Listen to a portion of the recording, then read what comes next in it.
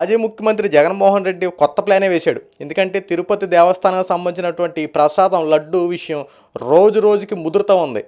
ఎందుకంటే దీంట్లో జగన్మోహన్ రెడ్డి హస్తం ఉండే ఉంటుందని చెప్పి ఎక్కడికక్కడే చర్చలు జరుగుతూ ఉన్నాయి. ఇక జగన్మోహన్ రెడ్డి చేసేదేమో లేక పెయిడ్ ఆర్టిస్టులను రంగంలో దించాడు. గడ్డం ఉమ, ఈవిడ గురించి మీకు ప్రత్యేకంగా చెప్పాల్సిన పని లేదు. ఎందుకంటే గతంలో జగన్మోహన్ రెడ్డి ప్రతిపక్ష హోదాలో ఉన్నప్పుడు, అప్పట్లో జగన్మోహన్ రెడ్డి ప్రతిపక్ష హోదా, చంద్రబాబు నాయుడు గారు ముఖ్యమంత్రి. ఆ టైంలో ఈ గడ్డం ఉమ అనే ఈ అమ్మాయి ఏం చేసేదంటే జగన్మోహన్ రెడ్డికి సపోర్ట్ చేస్తూ వీడియోలు చేస్తూ ఉండేది. చంద్రబాబు గారు అలాంటోడు, ఇలా చేస్తాడు అలా చేస్తాడు, చంద్రబాబు గారు నమ్మొద్దు అది ఇది అని చెప్పి రకరకాల మాటలతో అప్పట్లోనే చంద్రబాబుని ఇష్టానుసారంగా తిట్టింది.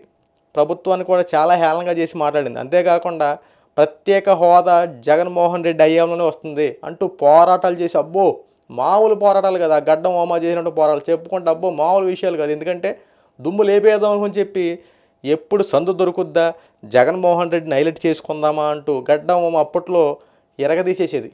అలాగే చంద్రబాబు గారు అప్పుడు కూడా ముఖ్యమంత్రి, అలాగే చంద్రబాబుని తిడతాం కూడా ముందుగా బాగా ప్రీపెయిడ్ ప్లానింగ్తో తిడుతూ ఉండేది. అలాంటి గడ్డం ఓమ ఇప్పుడు మళ్ళీ ప్రత్యక్షం అయిపోయింది. ఎందుకంటే జగన్మోహన్ రెడ్డిని టార్గెట్ చేస్తూ అందరూ చాలా ఇబ్బంది పెడుతున్నారంట. సాక్షాత్తు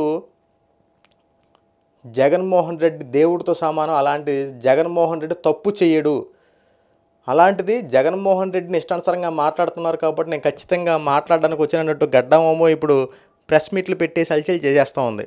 అసలు విషయం ఏంటంటే తిరుమల తిరుపతి దేవస్థానానికి సంబంధించిన లడ్డూ ప్రసాదంలో జగన్మోహన్ రెడ్డికి ఏమీ సంబంధం లేదు. ప్రభుత్వం మారింది, ఇప్పుడు కూటమి ప్రభుత్వం అధికారంలోకి వచ్చింది, అంతా వాళ్ళే చేసి ఉంటారు. అది కావాలని చెప్పి చంద్రబాబు గారు జగన్మోహన్ రెడ్డి మీద దుష్ప్రచారాలు చేపిస్తూ ఉన్నారు. చాలామంది టీవీ ఛానల్స్, అలాగే చాలామంది సోషల్ మీడియా వాళ్ళు కూడా అందరూ కలిసి జగన్మోహన్ రెడ్డిని టార్గెట్ చేసి ఇరికించాలని చెప్పి ప్రయత్నం చేస్తూ ఉన్నారని చెప్పి గడ్డం ఉమ చాలా పెద్ద స్పీచ్ ఇచ్చింది. కానీ అక్కాయ్, నీ గురించి అందరికీ తెలిసిందే. ఎందుకంటే అప్పట్లో నీకు జగన్మోహన్ రెడ్డి 2 లక్షల జీతం ఇచ్చేవాడు. ఏది జగన్మోహన్ రెడ్డి సపోర్ట్ చేస్తూ మాట్లాడితే నీకు వచ్చే జీతం ఎంత? 2 లక్షలు. ఒక ఎమ్మెల్యే కూడా రానటువంటి జీతం నీకు జగన్మోహన్ రెడ్డి ఇచ్చి నిన్ను ఎలాగా చెప్పమంటే అది చక్కగా స్క్రిప్ట్ రూపంలో చదివేసి చక్కగా చెప్పేదానివి. అలాంటిది ఇప్పుడు జగన్మోహన్ రెడ్డి మళ్ళీ నీకు ముడుపులు అందించాడో లేకపోతే ఏంటో అందరికి పక్కాగా తెలుసు. ఈరోజు నువ్వు మైక్ దగ్గరకు వచ్చి మాట్లాడుతున్నావంటే ఇందులో వాస్తవం ఎంత అవాస్తవం ఎంత తెలుసుకోకుండా వచ్చి నువ్వు కూడా మాట్లాడేస్తున్నావు. ఎందుకంటే ముందు నువ్వు ఇదివరకు ఎక్కడ స్టార్ట్ చేసావు? ప్రత్యేక హోదాని స్టార్ట్ చేసావు. ఆ ప్రత్యేక హోదా కోసం ఇంకా నువ్వు పోరాటాలు చేసుకుంటాం మంచిది. ఎందుకంటే తిరుపతి లడ్డు విషయం నీ గురించి నీకు క్లారిటీగా తెలియదు అనుకుంటా. అది పక్కా రిపోర్ట్ వచ్చింది.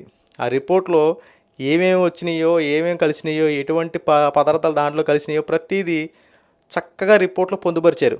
అది జగన్మోహన్ రెడ్డి అప్పట్లో ఉన్నప్పుడే ఈ అన్ని ఎంక్వైరీలన్నీ జరిగి జగన్మోహన్ రెడ్డి ఆదేశాల మేరకే ఆ నాణ్యమైన ఆ నెయ్యి చక్కగా 350 రూపాయలకు కొనుక్కొని తీసుకొచ్చినట్టు మీ వైవి సుబ్బారెడ్డి గారు ఎన్ని చక్కగా వివరించారు. జగన్మోహన్ రెడ్డి ప్రెస్ మీట్లో కూడా కలిస్తే ఏంటి తప్పేంటి అన్నట్టు మాట్లాడాడు. అన్నీ తెలుసు, కానీ నువ్వు మళ్ళీ కొత్తగా లేనిది ఉన్నట్టు ఉన్నది లేనట్టు క్రియేట్ చేయడానికి రావద్దు అక్కాయ్.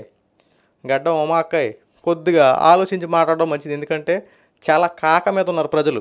ఎందుకంటే ఉన్నది వేరు, జరిగేది వేరు. ఎందుకంటే దేవుడితో చెలగాటం ఆడుతూ ఉన్నారు. ఇక్కడ దేవుణ్ణే మీరు ఎంతలా దారుణంగా చేశారంటే, ఆ ప్రసాదం తినే భక్తులను కూడా ఎంత మోసపుచ్చేలా చర్యలు తీశారంటే, అబ్బో అక్కాయ్, నువ్వు దీని గురించి మాట్లాడకపోతే చాలా మంచిది. ఎందుకంటే జాగ్రత్తగా ఇంటికి వెళ్ళిపో, పరిస్థితులు చాలా దారుణంగా ఉన్నాయి.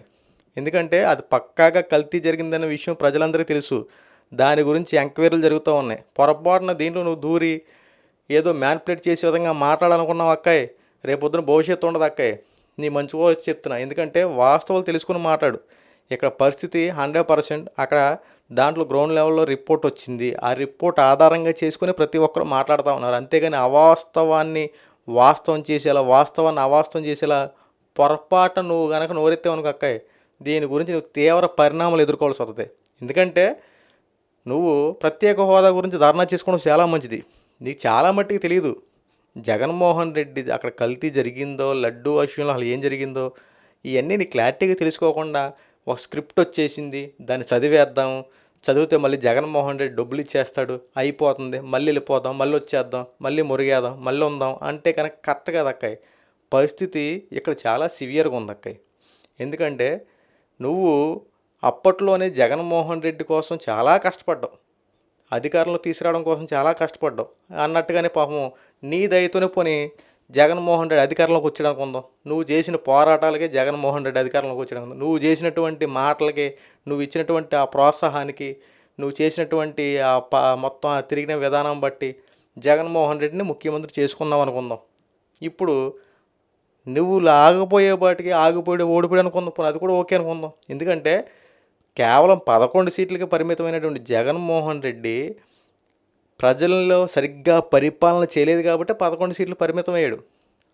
అదే సరిగ్గా పరిపాలన చేసి ఉండి ప్రజలకి అందరికీ అన్నిటికి చేయదోడు వాదోడుగా ఉంటే మళ్ళీ సీఎం అయ్యేవాడు అక్కయ్య. కానీ జగన్మోహన్ రెడ్డి చేసినటువంటి అక్రమాలు, దోపిడీలు ఇలాంటివే జగన్మోహన్ రెడ్డిని మొత్తం ముంచేసాయి. ఇప్పుడు జగన్మోహన్ రెడ్డిగా ఉన్న ఆయుధం ఏంటంటే ఈ పెయిడ్ ఆర్టిస్టులు, నీలాంటి వాళ్ళు అక్కయ్య. ఇప్పుడు నువ్వు మళ్ళీ నోరెత్తి మళ్ళీ మాట్లాడుతూ ఉన్నావు, కానీ అక్కడ జరిగే విషయం ఏంటో నీకు తెలియదు. జగన్మోహన్ రెడ్డిని అప్పుడులో ముఖ్యమంత్రి చేయడం నువ్వు బాగా కష్టపడ్డావు, దానికి మేము ఓకే అని చెప్తున్నాం. కానీ ఇక్కడ జరిగిన విషయం నీకు 100% తెలియదు అక్కయ్య. గత 3 రోజులు బట్టి సోషల్ మీడియాలో హల్చల్ అవుతుంది. మొన్నటి వరకు లేనివాడు ఇప్పుడు నువ్వు సడన్గా వచ్చేసి జగన్మోహన్ రెడ్డి దేవుడు, లడ్డూకి జగన్మోహన్ రెడ్డి సంబంధం లేదు, అది కావాలని కూటమి ప్రభుత్వం జగన్మోహన్ రెడ్డి నిరికిస్తూ ఉంది, నేను వచ్చాను, నేను నిలబడ్డాను, నేను చేశాను, పొడిసాను, తుడిసానంటే పని అవదక్కయ్య. గడ్డం ఉమాక కొద్దిగా ఆలోచించుకొని మాట్లాడక్క. ఎందుకంటే జరిగిన విషయం గురించి చాలామంది వైసీపీ వాళ్ళే నోరు మెదపట్ల చాలామంది. ఎందుకంటే విషయంలో వాస్తవాలు తెలుసుకోకుండా మాట్లాడకూడదు. ప్రస్తుతం రిపోర్ట్ ఒకటి ఆధారంగా ఉంది. ఆ రిపోర్ట్లో చేప నూనె కలిసిందని, తర్వాత పంది మాంసం కలిసిందని, బీఫ్ మాంసం కలిసిందని చెప్పి చక్కగా పక్క ప్రూఫ్తో ఐడెంటిఫై చక్కగా రిపోర్ట్లో పొందుపరిచేవారు. ఆ రిపోర్ట్లో ఉంది, మెన్షన్ చేసి ఉంది, దీంట్లో కల్తీ జరిగింది, తిరుమల తిరుపతి దేవస్థానానికి సంబంధించినటువంటి లడ్డూ ప్రసాదంలో ఖచ్చితంగా కల్తీ జరిగింది, దీంట్లో ఎటువంటి అవాస్తవాలు లేవు, ఖచ్చితంగా వాస్తవమే, దీని వెనక జగన్మోహన్ రెడ్డి ఉన్నాడో, చంద్రబాబు గారు ఉన్నారో, కూటమి ప్రభుత్వం ఉందో, ఎవరున్నారో మొత్తం బయటకు తీస్తారు కదా. దీనిపైన ఎంక్వైరీ కూడా స్టార్ట్ చేశారు.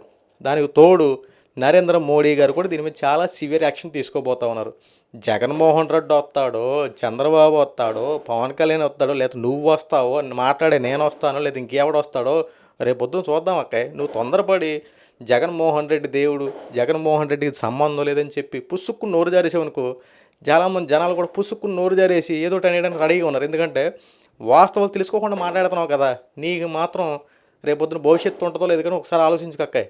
గడ్డం ఓమక్క జాగ్రత్తగా ఉండమ్మా, ఎందుకని మంచిది, నీ జాగ్రత్త కోసం చెప్తున్నా వీడియోలో.